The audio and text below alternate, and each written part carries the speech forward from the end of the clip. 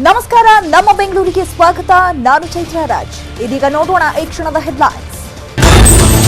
ಪಾಪ್ನಲ್ಲಿ Kannada song ಕೇಳಿದ್ದಕ್ಕೆ DJ ದರ್ಪ. ಬದ್ಮಾಶ್ ಹ್ಯಾಂಗ್ over ವಿರುದ್ಧ ಕನ್ನಡಿಗರು ಕೆಂಡ. ತಪ್ಪಾಯಿತು ಕ್ಷಮಿಸಿ ಎಂದ ಪಬ್ ಮ್ಯಾನೇಜರ್ ಡಿಜೆ ಮಲ್ಹೋತ್ರ.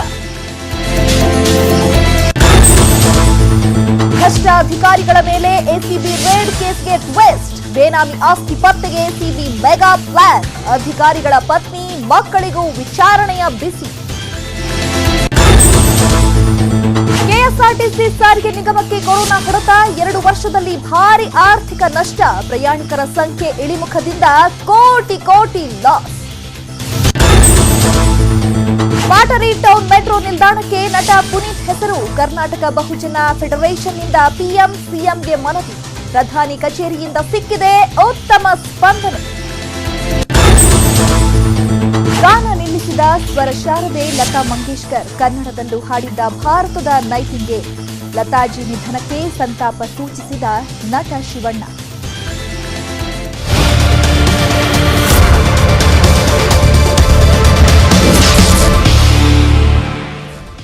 ತಿನ್ನೋದು ಕನ್ನಡದ ಅನ್ನ, ಇರೋದು ಕನ್ನಡದ ಜಾಗ.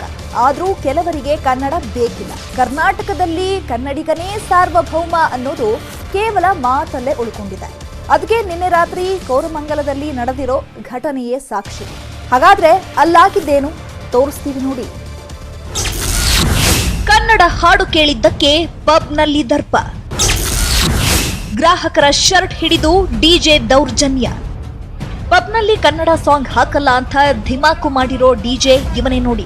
ಕೋರಮಂಗಲದ ಬದ್ಮಾಶ್ ಹ್ಯಾಂಗ್ ಓವರ್ ಪಬ್ನಲ್ಲಿ ಕೆಲಸ ಮಾಡ್ತಾ ಇರೋ ಈತ ಕನ್ನಡಿಗರ ಮೇಲೆ ದರ್ಪ ತೋರಿದ್ದಲ್ಲದೆ ದುಂಡಾವರ್ತನೆ ತೋರಿದ್ದಾನೆ.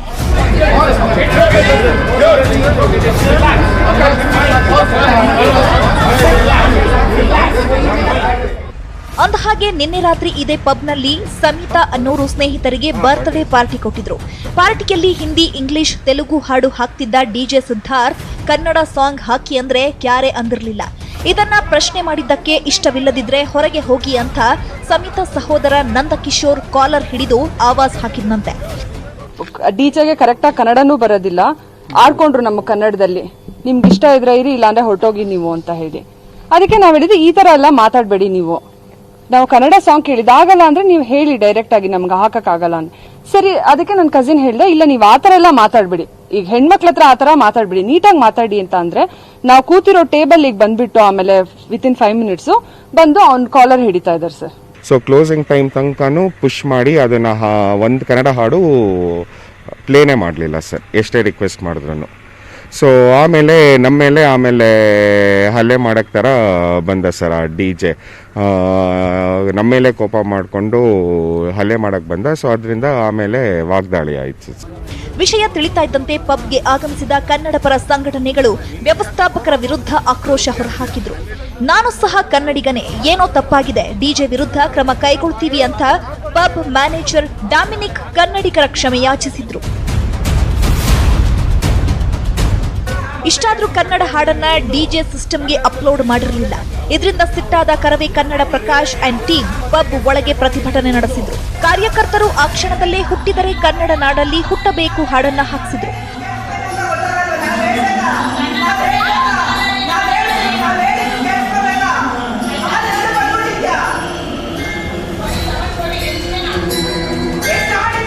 ಸದ್ಯ ಕೋರಮಂಗಲ ಪೊಲೀಸರು ಮ್ಯಾನೇಜರ್ನಿಂದ ಮಾಹಿತಿ ಪಡೆದಿದ್ದಾರೆ.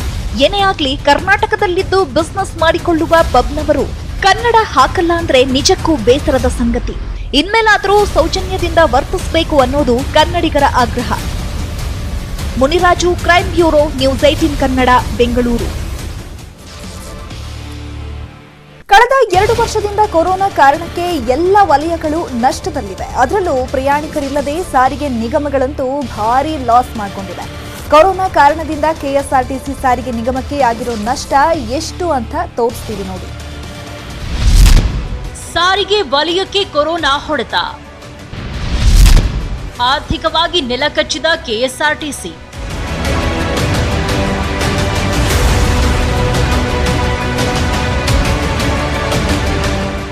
ಹೌದು, ಹೆಮ್ಮಾರಿ ಕೊರೋನಾ ಹೊಡೆತಕ್ಕೆ ಸಿಲುಕಿದ ಕೆಎಸ್ಆರ್ಟಿಸಿ ತತ್ತರಿಸಿದೆ. ಸಾರಿಗೆ ನಿಗಮಕ್ಕೆ ಕಳೆದೆರಡು ವರ್ಷಗಳಿಂದ ಭಾರೀ ನಷ್ಟವಾಗಿದೆ. ಪ್ರಯಾಣಿಕರ ಸಂಖ್ಯೆಯು ಇಳಿಮುಖವಾಗಿದ್ದು ಆದಾಯದಲ್ಲಿ ಭಾರೀ ಕುಸಿತಗೊಂಡಿದೆ. ಕೆಎಸ್ಆರ್ಟಿಸಿ ನೌಕರರ ಸಂಬಳ ನೀಡಲು ಪ್ರತಿ ತಿಂಗಳು ಸುಮಾರು 180 ಕೋಟಿ ಹಣ ಬೇಕು. ಡಿಪೋ ಖರ್ಚು, ಬಸ್ಸುಗಳ ನಿರ್ವಹಣೆ ಹಾಗೂ ಇತರೆ ಖರ್ಚಿಗೆ ಸುಮಾರು 260 ಕೋಟಿ ಬೇಕಾಗುತ್ತೆ. ಇದರ ಜೊತೆಗೆ ಕಿಲೋಮೀಟರ್ಗೆ 65 ರೂಪಾಯಿ ಖರ್ಚು ಬರ್ತಾ ಇದ್ದು ಆದಾಯಕ್ಕಿಂತ ನಷ್ಟವೇ ಜಾಸ್ತಿ. ಕೋವಿಡ್ ಬಂದ ಮೇಲೆ ಹೆಚ್ಚು ನಾವು ನೆಲ ಕಚ್ಚಿದ್ವಿ. ಒಂದು ಕಡೆ ಲಾಕ್ಡೌನ್ ಇದ್ದಾಗ ಬಸ್ ಹಾಕೋಕ್ಕಾಗಲ್ಲ. ನಂತರ ಈವನ್ ಬಸ್ ಹಾಕಿದ್ರು ಜನಗಳಲ್ಲಿ ಸಾಕಷ್ಟು ಫಿಯರ್ ಇದೆ. ಹೆಚ್ಚಿಗೆ ಜನ ನಮ್ಮ ಬಸ್ಸಲ್ಲಿ ಪ್ರಯಾಣ ಮಾಡೋದಿಲ್ಲ. ಆಮೇಲೆ ಈ 4 ನಿಗಮ ಆಗಿ ಎಲ್ಲ ನಿಗಮಗಳು ಎಲ್ಲ ಬಸ್ಗಳನ್ನು ಓಡಿಸೋಕೆ ಹೋಗ್ತಾರೆ, ಅವಶ್ಯಕತೆ ಇಲ್ಲದೆ ಇದ್ರು. ಹೀಗಾಗಿ ಏನಾಗಿದೆ, ಈ ಕೋವಿಡ್ ಬಂದ ನಂತರ 2 ವರ್ಷಗಳಲ್ಲಿ ಭಾಳ ಕಷ್ಟದ ಪರಿಸ್ಥಿತಿ ಇದೆ ಕಾರ್ಪೊರೇಷನ್. 2 ವರ್ಷದಲ್ಲಿ ಕೊರೋನಾ ಭಯದಿಂದ ಜನ ಸಾರ್ವಜನಿಕ ಸಾರಿಗೆಯನ್ನ ಹೆಚ್ಚಾಗಿ ಬಳಸ್ತಾ ಇಲ್ಲ. ಸದ್ಯಕ್ಕೆ ಕೆಎಸ್ಆರ್ಟಿಸಿಗೆ ಕಿಲೋಮೀಟರ್ಗೆ 30 ರೂಪಾಯಿ ಆದಾಯ ಮಾತ್ರ ಬರ್ತಾ ಇದೆ. ಪ್ರತಿ ತಿಂಗಳು ನೌಕರರ ಸಂಬಳಕ್ಕೆ ಸರ್ಕಾರದಿಂದ 50% ಹಣ ಬಿಡುಗಡೆಯಾದ್ರೆ ಉಳಿದ 50% ನಿಗಮವೇ ಕೊಡ್ತಾ ಇದೆ. ಹೀಗಾಗಿ ಸಾರಿಗೆ ನಿಗಮ ನಷ್ಟದ ಸುಳಿಯಲ್ಲಿ ಸಿಲುಕೊಂಡಿದೆ.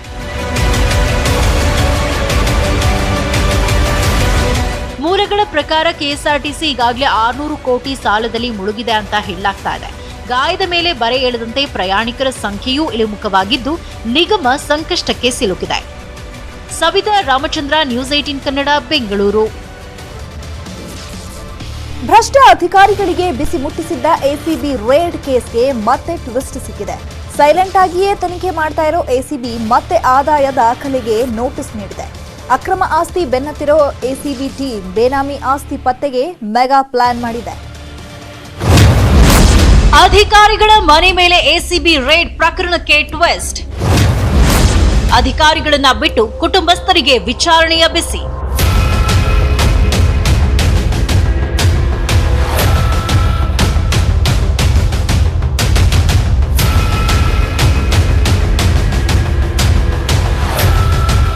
ಕಳೆದ ವರ್ಷ ನವೆಂಬರ್ 24ರಂದು 15 ಮಂದಿ ಸರ್ಕಾರಿ ಅಧಿಕಾರಿಗಳ ಮನೆ ಮೇಲೆ ಎಸಿಬಿ ರೇಡ್ ಮಾಡಿದ್ದಾಗ ಆದಾಯಕ್ಕಿಂತ ದುಪ್ಪಟ್ಟು ಅಕ್ರಮ ಆಸ್ತಿ ಕಂಡು ಬಂದಿತ್ತು. ಕೇಸ್ ಸಂಬಂಧ ಕೆಲ ಅಧಿಕಾರಿಗಳ ಬಂಧನವೂ ಆಗಿತ್ತು. ಈಗ ಎಸಿಬಿ ಟೀಮ್ ಅಧಿಕಾರಿಗಳನ್ನ ಬಿಟ್ಟು ಕುಟುಂಬಸ್ಥರನ್ನ ವಿಚಾರಣೆ ಮಾಡ್ತಾ ಇದೆ.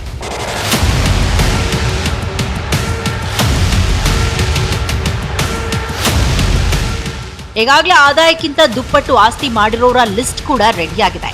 ಲಿಸ್ಟ್ನಲ್ಲಿ ನಿರ್ಮಿತಿ ಕೇಂದ್ರದ ವಾಸುದೇವ್ ಹೆಸರಿದ್ದು ಸದ್ಯ ಜೈಲಲ್ಲಿದ್ದಾರೆ. ಕುಟುಂಬಸ್ಥರ ಹೆಸರಲ್ಲಿ ಸಾಕಷ್ಟು ಆಸ್ತಿ, ಚಿನ್ನಾಭರಣ ಇರೋದ್ರಿಂದ ಪತ್ನಿ, ಮಕ್ಕಳನ್ನ ಎಸಿಬಿ ವಿಚಾರಣೆ ಮಾಡ್ತಾ ಇದೆ.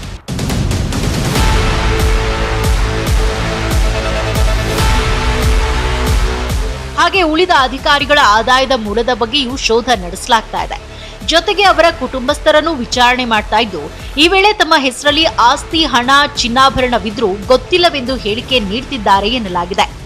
ಎಲ್ಲವೂ ಕಾನೂನಾತ್ಮಕವಾಗಿಯೇ ಖರೀದಿ ಮಾಡಿರೋದಾಗಿ ಸ್ಪಷ್ಟನೆ ನೀಡುತ್ತಿದ್ದು, ಸಂಪಾದನೆಯ ಮೂಲ ಕೇಳಿದ್ರೆ ಉತ್ತರ ಕೊಡಲು ಅಸಹಕಾರ ತೋರುತ್ತಿದ್ದಾರಂತೆ.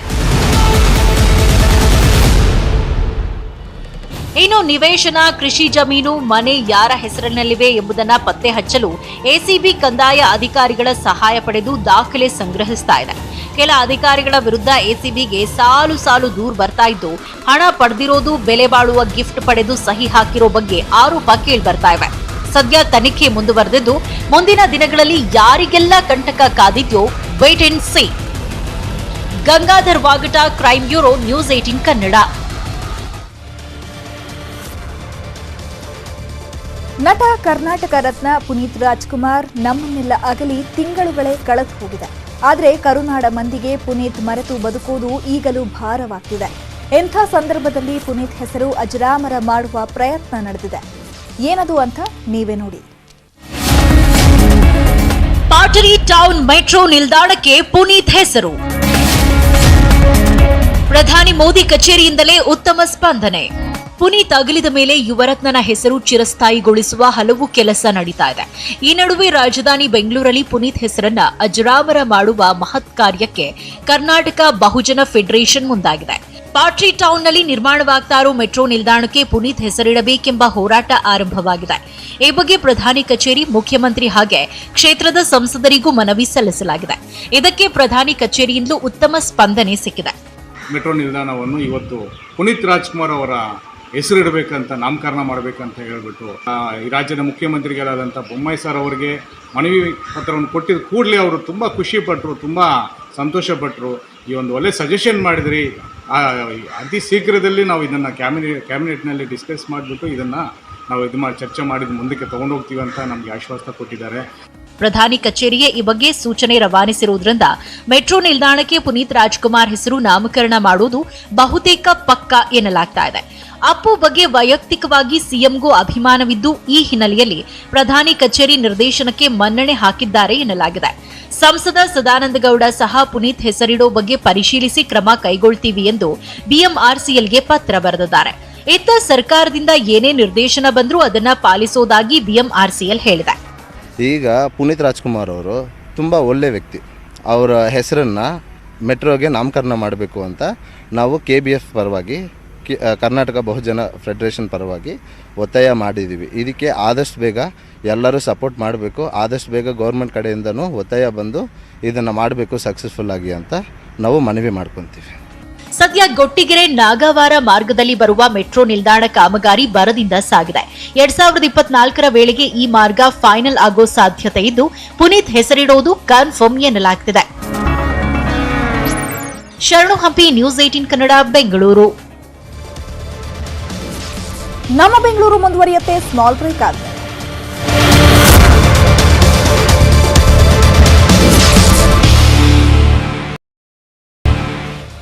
Welcome back. ಸ್ವರ ಕೋಗಿಲೆ ಶಾಶ್ವತವಾಗಿ ಮೂಕವಾಗಿದೆ. ಸಂಗೀತ ಲೋಕದ ದಂತಕಥೆಯಿಂದ ಬಾರದ ಲೋಕಕ್ಕೆ ಪಯಣ ಬೆಳೆಸಿದ್ದು ಭಾರತೀಯರು ದುಃಖದ ಮಡುವಿನಲ್ಲಿದ್ದಾರೆ.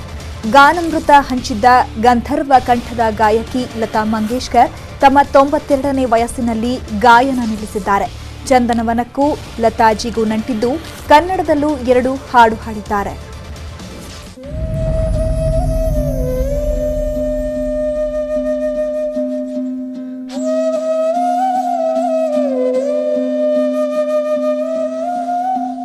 ಸ್ವರ ಕೋಗಿಲೆ ಶಾಶ್ವತವಾಗಿ ಮೂಕವಾಗಿದೆ. ಸಂಗೀತ ಲೋಕದ ದಂತಕತೆ ಇಂದು ಭಾರತ ಲೋಕಕ್ಕೆ ಪಯಣ ಬೆಳೆಸಿದ್ದು ಭಾರತೀಯರು ದುಃಖದ ಮಡುವಿನಲ್ಲಿದ್ದಾರೆ. ಗಾನಾಮೃತ ಹಂಚಿದ್ದ ಗಂಧರ್ವ ಕಂಠದ ಗಾಯಕಿ ಲತಾ ಮಂಗೇಶ್ಕರ್ ತಮ್ಮ 92ನೇ ವಯಸ್ಸಿನಲ್ಲಿ ಗಾಯನ ನಿಲ್ಲಿಸಿದ್ದಾರೆ.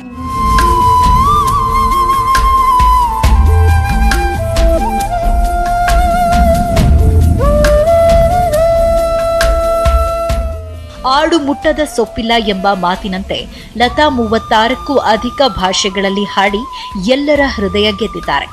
ಲತಾಜಿ ಹಾಡಿಗೆ ತಲೆದೂಗದ ಜನರೇ ಇಲ್ಲ ಅಂದ್ರೂ ತಪ್ಪೇನಿಲ್ಲ. ಅವರ ಕಂಠದಲ್ಲಿ ಬಂದಿರೋ ಸಾವಿರಾರು ಹಾಡುಗಳು ಹಿಟ್ಟಾಗಿವೆ. ಕನ್ನಡಕ್ಕೂ ಲತಾ ಮಂಗೇಶ್ಕರ್ ಕೊಡುಗೆ ಸಂದದ್ದು ಬೆಳ್ಳನೆ ಬೆಳಗಾಯಿತು ಹಾಡು ಈ ತಲೆಮಾರಿಗೂ ನೆನಪಿನಲ್ಲಿದೆ.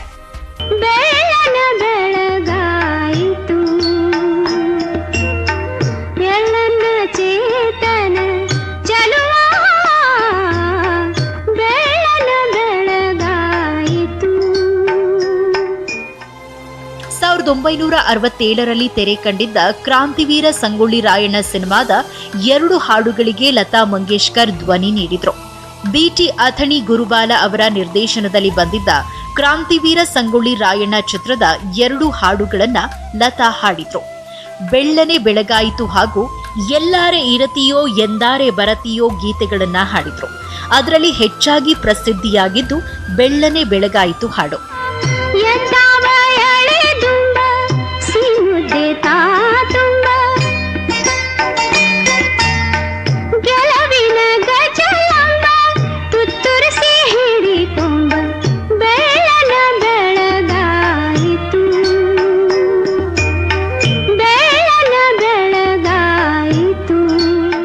ಲತಾ ಮಂಗೇಶ್ಕರ್ ಅವರ ನಿಧನದಿಂದ ನಮಗೆ ನಿಜವಾಗಲೂ ಒಂದು ಗಾಯನ ಲೋಕದಲ್ಲಿ, ಏಕೆಂದರೆ ನಮಗೆ ಗೊತ್ತಿತ್ತು ಅವರಿಗೆ ಹುಷಾರಿಲ್ಲ, ವಯೋಮಿತಿಯಾಗಿದೆ, ಮತ್ತು ಅವರಿಗೆ ಬಹಳ ದಿವಸದಿಂದ ಆರೋಗ್ಯ ಸರಿ ಇರಲಿಲ್ಲ, ಎಲ್ಲವೂ ಗೊತ್ತಿದ್ರೂ ಕೂಡ ಈ ದಿನ ಅವರನ್ನು ದೈಹಿಕವಾಗಿ ನಾವು ಕಳೆದುಕೊಂಡಿರೋದು ನಮಗೊಂದು ರೀತಿ ತುಂಬ ನೋವಿನ ಸಂಗತಿಯಾಗಿದೆ. ಚಂದನವನದಲ್ಲೂ ಹಾಡಿ ಕನ್ನಡಿಗರೆದೆಯಲ್ಲಿ ಬೆಳಕು ಮೂಡಿಸಿದ್ರು ಗಾನ ಕೋಗಿಲೆ ಲತಾ ಮಂಗೇಶ್ಕರ್. ಅದಾಗ್ಲೇ ಖ್ಯಾತಿಯ ಉತ್ತುಂಗಕ್ಕೇರಿದ್ದ ಲತಾ ಮಂಗೇಶ್ಕರ್ ಕನ್ನಡದಲ್ಲಿ ಹಾಡಿದ್ದ 2 ಹಾಡುಗಳಿಗೆ ಸಂಭಾವನೆಯನ್ನೇ ಪಡೆದಿರಲಿಲ್ಲ ಎಂಬುದು ವಿಶೇಷ. ದೇಶಭಕ್ತ ರಾಯಣ್ಣನ ಬಗ್ಗೆ ಅಪಾರ ಗೌರವ ಹೊಂದಿದ್ದ ಲತಾ ಮಂಗೇಶ್ಕರ್ ಈ ಸಿನಿಮಾದಲ್ಲಿ ಹಾಡುವುದು ನನ್ನ ಭಾಗ್ಯ ಎಂದಿದ್ರಂತೆ.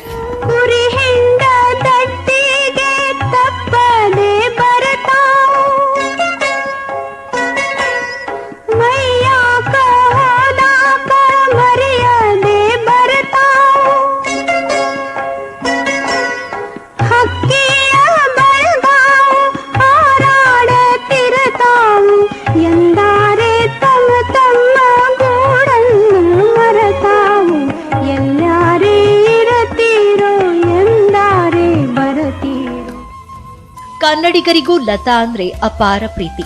ಅವರ ಹಾಡುಗಳನ್ನ ಕನ್ನಡಿಗರು ಗುನುಗ್ತಾ ಇರ್ತಾರೆ. ಇಂದು ಬೀದರ್, ದಾವಣಗೆರೆ ಸೇರಿ ರಾಜ್ಯದ ಹಲವೆಡೆ ಗಾನ ಕೋಗಿಲೆಗೆ ಭಾವಪೂರ್ಣ ಶ್ರದ್ಧಾಂಜಲಿ ಸಲ್ಲಿಸಿದ್ದಾರೆ.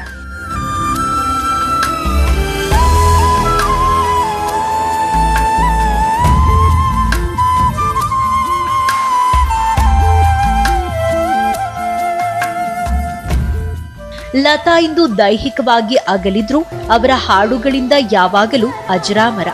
ಹಾಡುಗಾರಿಕೆ ಕಲಿಯುವ ಎಷ್ಟೋ ತಲೆಮಾರಿನವರಿಗೆ ಲತಾ ಮಂಗೇಶ್ಕರ್ ಕಾಲ ಕಾಲಕ್ಕೂ ಸ್ಫೂರ್ತಿಯಾಗ್ತಾರೆ. ಹೋಗಿ ಬನ್ನಿ Lataji. Bureau report, news 18 Kannada. ಗಾನಕೋಗಿಲೆ ಬಾಲಿವುಡ್ನ ಖ್ಯಾತ ಗಾಯಕಿ ಲತಾ ಮಂಗೇಶ್ಕರ್ ಇಂದು ಅನಾರೋಗ್ಯದಿಂದ ಮುಂಬೈ ಆಸ್ಪತ್ರೆಯಲ್ಲಿ ಕೊನೆಯುಸಿರೆಳೆದಿದ್ದಾರೆ. ಲತಾ ಮಂಗೇಶ್ಕರ್ ನಿಧನಕ್ಕೆ ನಟ ಶಿವಣ್ಣ ಸಂತಾಪ ಸೂಚಿಸಿದ್ದಾರೆ. ಬೆಂಗಳೂರಿನಲ್ಲಿ ನಡೆದ ಖಾಸಗಿ ಕಾರ್ಯಕ್ರಮದಲ್ಲಿ ಮಾತನಾಡಿದ ಶಿವಣ್ಣ, ನಾವೆಲ್ಲ ಅವರ ಹಾಡುಗಳನ್ನು ಕೇಳಿ ಬೆಳೆದವರು, ಅವರನ್ನ ನಾವು ಯಾವತ್ತೂ ಮರೆಯಕ್ಕಾಗಲ್ಲ. ಲತಾ ಮಂಗೇಶ್ಕರ್ ಉತ್ತಮ ವ್ಯಕ್ತಿತ್ವದವರು, ಅವರು ಎಂದಿಗೂ ಜೀವಂತವಾಗಿರ್ತಾರೆ. ಯಾರೇ ಹಾಡಿದ್ರೂ ಅವರ ಆಶೀರ್ವಾದ ಇರುತ್ತೆ ಅಂತ ಹೇಳಿದ ಶಿವಣ್ಣ ಒಂದು ಹಾಡನ್ನು ಹಾಡುವ ಮೂಲಕ ಸಂತಾಪ ಸೂಚಿಸಿದರು. ಹಾಡುಗಳು ಕೇಳ್ಕೊಂಡು ಬರೋದು ವಾಯ್ಸ್ ಹೋಗಿಲ್ಲ, ಯಾವತ್ತೂ ನಾವು ಮರೆಯೋಕ್ಕಾಗಲ್ಲ. ನಾವು ಯಾವತ್ತೂ ನಮ್ಮ ಹಾಕಲ್ಲ.